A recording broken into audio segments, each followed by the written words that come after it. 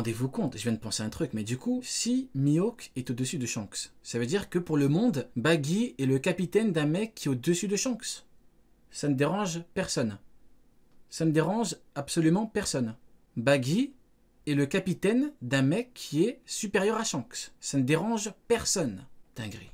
Au sabre sépare le reste de sa puissance. Car oui, dans tous les combats, Mihawk a beau être le plus puissant épéiste, il n'a, semble-t-il, jamais vaincu Shanks, chose qu'il aurait dû faire s'il était véritablement plus fort que lui. Shanks est sans l'ombre d'un doute plus rapide, plus puissant en termes de force et surtout possède un haki bien supérieur à celui de Mihawk. Alors attention, je fais partie de ceux qui pensent que Mihawk a le haki des rois, hein, c'est le minimum, mais celui de Shanks serait effectivement incomparable. Ainsi, malgré le degré de difficulté... En vrai, même si Mihawk a le haki des rois, ça dépend de l'utilisation probablement. Ou alors du niveau du haki des rois en question. Soit c'est une question d'utilisation, comme par exemple Luffy, il utilise ses points, ou Rayleigh, bon coup de pied contre Kizaru, on imagine bien, peut mettre du HDR sur le pied.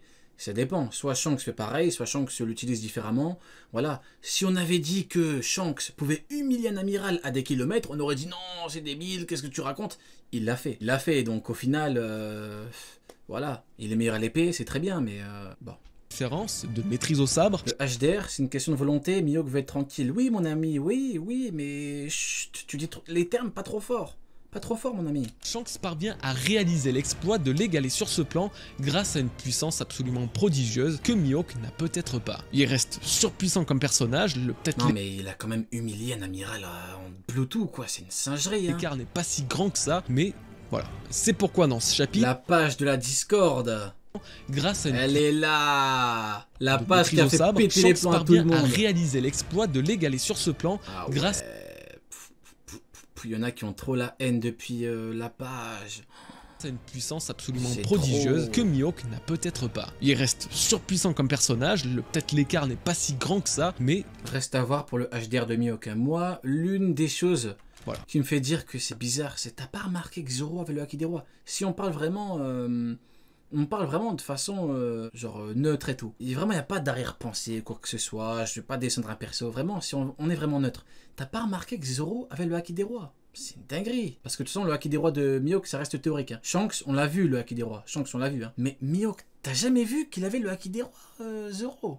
C'est pourquoi dans ce chapitre, il est précisé que Mihawk est un meilleur épéiste que Shanks lui-même. S'il avait été le plus puissant, alors il aurait été simplement plus terrifiant, fort ou... Bah oui, exactement. Exactement, Goji. Bah exactement. Regardez, c'est comme si Robin disait ça pour Big Mom. Robin dit pas ça. Robin, elle dit quelqu'un d'aussi puissant par rapport à Big Mom, ce qui prouvait d'ailleurs que les Yonko étaient supérieurs aux amiraux parce que les Mugiwara avaient rencontré pas mal d'amiraux. Mais bon, le spectacle doit continuer. Mais donc voilà quoi. Mihawk, je suis désolé, il arrive devant Luffy, il fait ça. À part faire ça, je vois pas comment il pourrait gagner. Hein. Mais bon, c'est un autre débat. Dangereux que le roux, ça aurait été précisé. Mihawk a peut-être une meilleure maîtrise de l'art du sabre, mais Shanks a une meilleure puissance globale, à mon sens. Une puissance qui se mesure à la grandeur de son haki, à sa force physique, à tout ce qui constitue la force pure et brute d'un personnage. Autre exemple, Roger semblait être un épéiste. En tout cas, il se battait avec un sabre qui était carrément l'une des 12 grandes lames de renommée. Mais dans la mesure où tu vois que Shanks a humilié un amiral à des kilomètres, on imagine Roger. Mais Roger, tu lui ramènes un amiral avec son haki des rois, j'imagine même pas ce qu'il fait. Hein. Donc en vrai, parler d'épéiste par rapport à Roger et tout... J'imagine qu'on peut le considérer comme un épéiste. Roger n'était probablement pas le plus grand épéiste du monde. Moi, il en a rien à foutre quand il combat des mecs. Faut vraiment lui ramener... on l'a bien vu, Barbe Blanche, hein, le seul qui pouvait rivaliser avec lui. On l'a bien vu en fait. Jamais été dit en 25 ans d'écriture, tout simplement car sa force passe par sa volonté. Un jour, j'ouvrirai le dossier Shiki, soi-disant rival de Roger, oui, probablement un Roger en phase terminale. Probablement un Roger quasiment KO, hein, parce que, voilà, c'est quand même bizarre. Hein. Par son haki. Il arrive, même Shiki l'avoue être inférieur. Sengoku lui dit en plus t'es inférieur, et même Sengoku il dit que si Roger part, même Sengoku et Garp pourraient pas le retenir.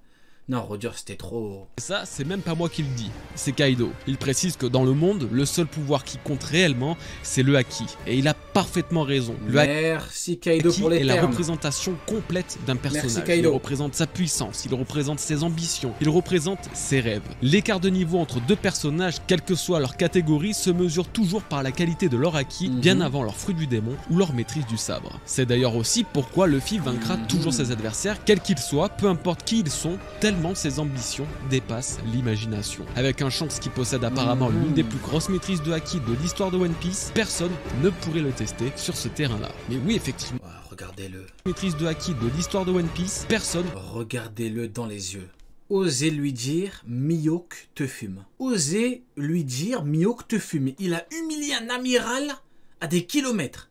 Mihawk, il a pas démonté Crocodile. Osez lui dire Mihawk te broie. Osez lui dire. Ah, tu vas pas lui dire ça, faut arrêter de déconner les gars. Ne pourrait le tester sur ce terrain-là. Mais oui, effectivement, Mihawk est le plus grand Mihawk te fume pas, merci Camus. épice du monde. Personne ne l'égale actuellement et le seul qui pourra le faire, c'est Zoro. Sinon, c'est pas lui que Zoro voudrait surpasser, mais un autre. La réponse se trouve finalement tout simplement dans le rêve du premier commandant de Luffy. Le GOAT Voilà, Mihawk. après c'est totalement subjectif, hein. Les débats de puissance c'est vraiment propre à la vision de chacun. Moi je cherche pas à vous convaincre de quoi que ce soit, hein, si ce n'est vous partager mon... Et qui saurait, je pense, largement demander. Ça se voit, Goji veut pas... Il veut pas recevoir ça. Ça se voit. Goji veut pas recevoir ce genre de message. Ça se voit, je comprends. Bien évidemment, je comprends. Moi, je le prends la rigolade. Hein, mais il y en a qui pèteraient les plombs. Moi, je rigole. Mais voilà.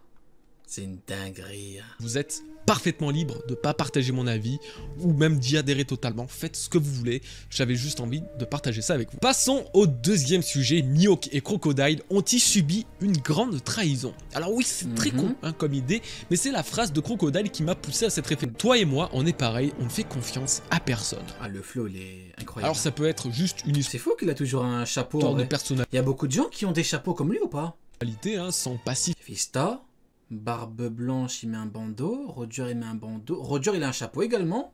Oui. Oui, mais ça peut aussi cacher quelque chose d'autre. Ils auraient tous les deux été trahis par une personne qui leur était chère ou proche. Mon manga. C'est la raison Cavendish, effectivement. Cavendish, ouais. Cavendish. Ouais, tout à fait. Ouais. Bon, le fils a un chapeau de paille, donc on peut dire oui. pour laquelle l'un s'est isolé comme un loup solitaire et l'autre n'a jamais fait plus confiance à personne, pas même à Nico Robin. J'ai pas forcément plus à détailler en fait, je voulais simplement relever cette phrase qui était peut-être une erreur de traduction, peut-être un Ah oui, barbe noire, effectivement. Il y a plein de chapeaux, hein. véritable sous-entendu, mais qui conclut en tout cas cette analyse de Cross Guild et de ses membres. Maintenant, passons à la partie finale de cette review et de ce chapitre, les révolutionnaires. Les commandants révolutionnaires Let's go. ayant participé à Barbe l'infiltration brune. de la rêverie sont revenus sains et saufs sur Kamabaka, et Kuma a finalement été sauvé. Il se retrouve entouré de ses plus grands alliés, son calvaire semble terminé. Tout semble aller pour le mieux, sauf que Sabo, lui, ne donne toujours pas de signe de vie. En tout cas jusqu'à la fin du chapitre, où l'escargophone retentit et la voix de l'empereur des flammes résonne au bout du fil. La marine savent où sont les révos. Ils veulent pas y aller. Akainu, il est au bout de sa vie. Akainu ne sait même plus quoi faire. Il est au bout. Il est en burn-out total. Notons l'incroyable colère de Dragon, lui qui ne compte pas pardonner Sabo si ce dernier a véritablement tué Koba. C'est ce que je vous disais, ce n'est pas le but des révolutionnaires, ils ne cherchent pas à prendre le pouvoir ou à renverser le monde en assassinant et en faisant couler le sang. C'est une réaction absolument justifiée de sa part et je pense qu'on n'a aucune raison de penser que Sabo ait pu agir volontairement et même qu'il ait vraiment tué Cobra. J'en parlais dans ma review du chapitre 1054, mais tout ça c'est soit un plan du gouvernement, soit un fake. Bref. On va pas revenir dessus, mais Sabo n'a rien fait. En tout cas, espérons-le. Parce que ça, Dragon va peut-être pouvoir le découvrir grâce à Kuma. Il ordonne à ce dernier, toujours lobotomie. Du coup, Dragon, peut-être que tu vas enfin bouger tes fesses. Peut-être que va falloir que t'entendes des dingueries de Kuma pour pouvoir bouger. Je te kiffe, Dragon, hein. Mais au bout d'un moment, faut y aller, hein. Le monde attend notre entrée. Et toi, tu squattes à... que des traves. Tu squattes dans l'île. Mais bouge. Bouge-toi.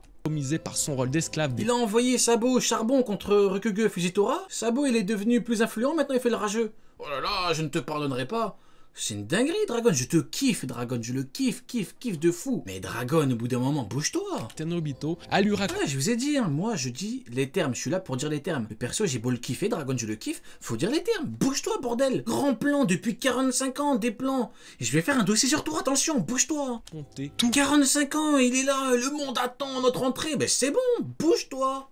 ce qu'il a pu voir. Cette scène m'a provoqué deux sentiments. Le premier, c'est évidemment le retour de la théorie Kuma, l'infiltré des révolutionnaires. Bizarre, hein.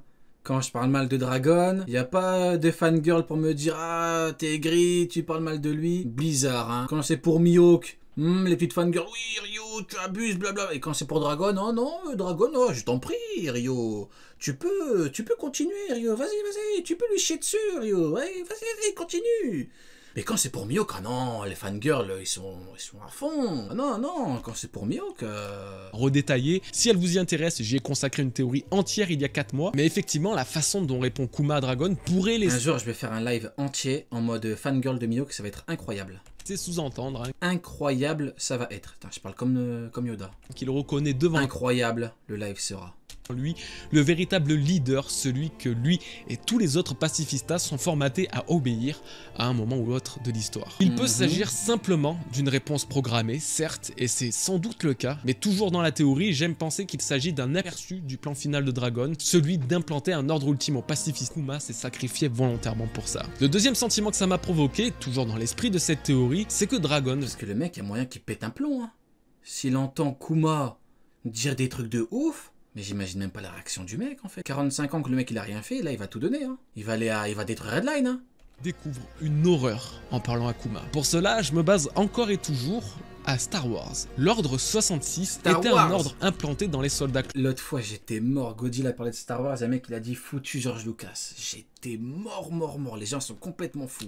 Destiné à trahir. On aime cette énergie. Les Jedi et les exécuter. Foutu Jedi. Jedi. Le début de la fin de la République et de la paix galactique. Toujours dans Star Wars, quand Anakin Skywalker devient Dark Vador, il se rend au temple Jedi pour éradiquer toute forme de vie, dont les foutus Palpatine. Plus jeune Padawan. Obi-Wan Kenobi, le maître d'Anakin ne pensant pas son apprenti. Foutu Obi-Wan Kenobi. Capable d'un tel massacre, cherche une réponse dans les archives vidéo du temple et découvre l'horreur. Goji, il aime trop spoiler Star Wars. Goji, s'il ne te spoil pas Star Wars une fois par vidéo, il peut pas. Il faut qu'il... Je rigole. Confirmant la chute de son ami dans le côté obscur. Ça termine, si t'as pas vu le film, t'es foutu. Alors je surinterprète peut-être, mais vu que ma théorie sur Dragon et son plan avec Kuma se base énormément sur le scénario de Star Wars avec l'ordre 66, etc., je me dis qu'il pourrait peut-être vivre la même scène qu'Obi-Wan aujourd'hui. Et que finalement, à travers Kuma et une vidéo ou une prise de son enregistrée par ce dernier, il découvre une véritable horreur. Sabo, celui en qui il place tous ses espoirs, a véritablement tué Cobra. Les informations n'auraient pas menti. Mais ça ne serait pas aussi facile que ça. Puisque si dans Star Wars, Anakin a été capable d'une telle chose, lui qui était pourtant si bon à l'origine, c'est parce que un personnage bien précis l'a poussé dans la folie et le côté obscur. Dark Sidious, le méchant ultime de Star Wars. Alors admettons qu'il existe un monde où Sabo a vraiment tué Cobra. Il ne l'aurait pas fait de son propre chef, mais aurait été manipulé et contrôlé par un personnage avec notamment un fruit du démon capable d'agir sur le mental. Je le répète, ce n'est qu'une théorie, Sabo. Elle se base sur beaucoup d'autres théories et ça peut parfaitement fragiliser sa cohérence ou sa fiabilité. Mais personnellement, je serais absolument conquis par ce scénario et j'espère avoir réussi à vous faire comprendre pourquoi. On en vient au final du chapitre, l'appel de Sabo, appel qui a d'ailleurs été intercepté par la marine. Ça, c'est directement pour nous sous-entendre. La marine, depuis qu'ils ont compris qu'ils pouvaient écouter aux portes des gens, ils font que ça. Ils ne font que ça, ils font que écouter les discussions des gens. Bouger, ah non, bouger, on bouge pas. Dragon, on sait il est où, hein. Ah non, on n'y va pas. Mihawk, envoie un amiral. Ah non, on n'en va pas, on envoie des petits marines. Mais pour écouter aux portes, y a du monde, hein. Ah oui. Pourquoi t'es content? Ils font qu'écouter aux portes. C'est une dinguerie. Entendre qu'une confrontation risque d'arriver entre les forces des révolutionnaires et les forces du gouvernement. Mais alors, quelle sera la nature de l'appel de Sabo? C'est vraiment compliqué. Au début, je pensais à un simple appel de détresse en mode « Ouais, je suis ici avec la princesse Vivi, venez me chercher ». Mais avec la marine qui écoute, ça paraît trop gros et trop simple. Est-ce qu'il va avouer son crime? Dans l'hypothèse où c'est vraiment lui qui a fait ça, c'est une possibilité. Mais en réalité, Je n'ai strictement aucune idée. Il y a trop de possibilités qui peuvent coller. Ça peut aussi être quelqu'un de totalement différent. On n'oublie pas que Barbe Noire a dans son équipage Katarina Devon et sa capacité à prendre l'apparence et la voix d'un autre personnage. À tout moment, tout le monde a eu l'idée de Devon. Hein. Sabot n'est pas le vrai Sabot et serait un piège de l'empereur tentant de mettre à nouveau la main sur les révolutionnaires. Et oui, rappelez-vous, ils les ont déjà attaqués il y a de ça quelques centaines de chapitres et il se peut que Barbe Noire s'intéresse à Dragon pour un fruit du démon. Barbe Noire, quand il va bouger, ah, je vais kiffer là. Ils vont arriver, les méchants. Quelque chose qu'il possède. Les méchants vont enfin bouger leurs fesses, comme Dragon. Le coup de téléphone de Sabot serait donc... J'ai hâte, Shiryu. Shiryu, je le sens bien. Shiryu, je le sens faire de bonnes techniques de... Ça arrive. Un leurre, un piège. J'ai vraiment 40 hypothèses en tête, mais je pense qu'Oda va très clairement faire un de ces fameux moves imprévisibles. Et puis, vu la longueur... Oda, c'est Ronaldinho. Il fait des moves imprévisibles. De la vidéo, je pense ne pas avoir le temps de le faire. Par contre, vous, dites-moi en commentaire ce que vous en pensez. Que va dire Sabot aux révolutionnaires ouais, j'ai bien aimé. Et à Dragon? J'ai bien aimé.